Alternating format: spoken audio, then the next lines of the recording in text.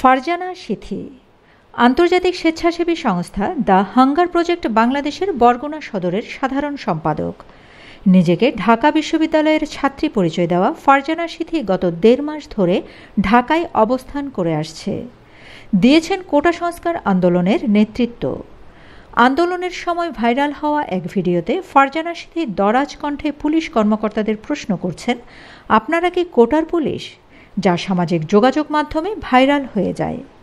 গতি আসে আন্দোলনে। তার এমন সাহসিকতার জন্য অনেকেই তাকে কুইন, বাঘিনী, আয়রন লেডি উপাধি দিয়েছেন।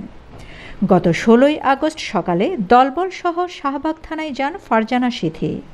থানায় আগে থেকে আটক কথিত এক রেপিস্টকে রাস্তায় নিয়ে ১০ জন মেয়েকে দিয়ে ১০ মিনিট পেটাতে চান ঢাকা বিশ্ববিদ্যালয়ের ছাত্রী ও সমন্বয়ক পরিচয় দেওয়া ফারজানা সিথি।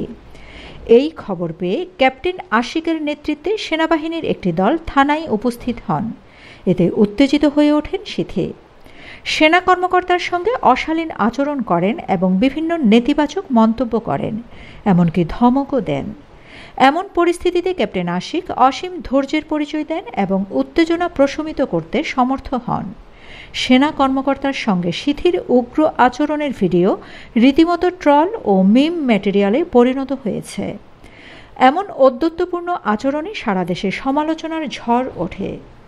পরবর্তীতে সেনা কর্মকর্তার সঙ্গে অশোভন আচরণের জন্য এক ভিডিও বার্তায় ফারজানা সিথি ক্ষমা চান।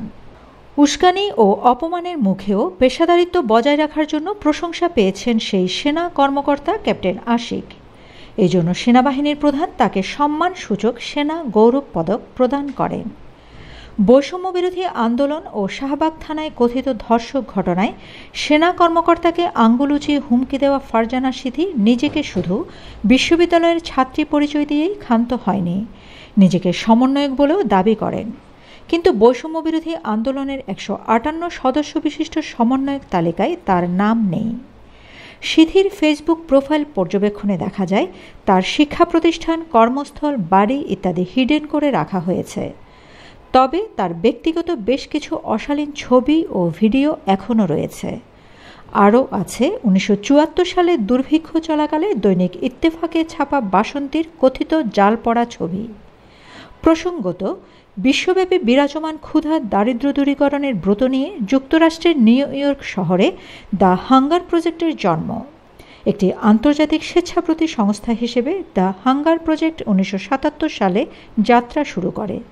ইউরোপ, অস্ট্রেলিয়া সহ এশিয়া, আফ্রিকা এবং ল্যাটিন আমেরিকার ২২টি দেশে এর কার্যক্রম বিস্তৃত। বাংলাদেশে ১৯৯১ সালে এনজিও ব্যুরোর রেজিস্ট্রেশন প্রাপ্তির মাধ্যমে দ্য হাঙ্গার প্রজেক্ট বাংলাদেশ কাজ শুরু করে। বাংলাদেশে তাদের ১৫০০-এর বেশি স্থানীয় পর্যায়ে সংগঠন রয়েছে। প্রশ্ন হচ্ছে, আন্তর্জাতিক স্বেচ্ছাসেবী সংস্থা দ্য হাঙ্গার প্রজেক্ট বাংলাদেশের বরগুনা সদর শাখার সাধারণ সম্পাদক ফারজানা সিথি কীভাবে বৈষম্যবিরোধী ছাত্র আন্দোলনে যুক্ত হলেন? কারা তাকে ঢাকায় এনেছেন? কেন ঢাকা বিশ্ববিদ্যালয়ের ছাত্রী ও বৈষম্যবিরোধী ছাত্র আন্দোলনের সমন্বয়কের ভুয়া পরিচয়ে শাহবাগের লাঠি হাতে সম্মুখ সারিতে অবস্থান করে নেতৃত্ব দিয়েছে? সেই রহস্য রয়েই গেল। Shamima Chowdhury Shammi, BNA news 24।